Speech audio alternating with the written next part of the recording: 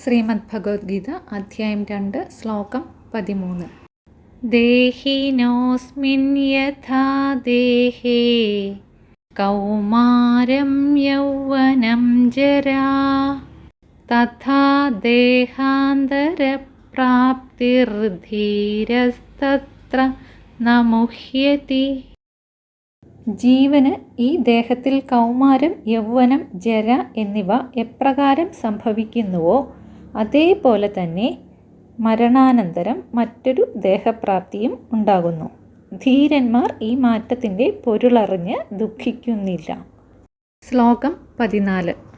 മാത്രാസ്പർശാസ്തു കൗന്ദേയ ശീതോഷ്ണസുഖദുഃഖദാഃ ആഗമാപായിനോ നിത്യാഃ താം തിതിക്ഷസ്വ ഭാരത.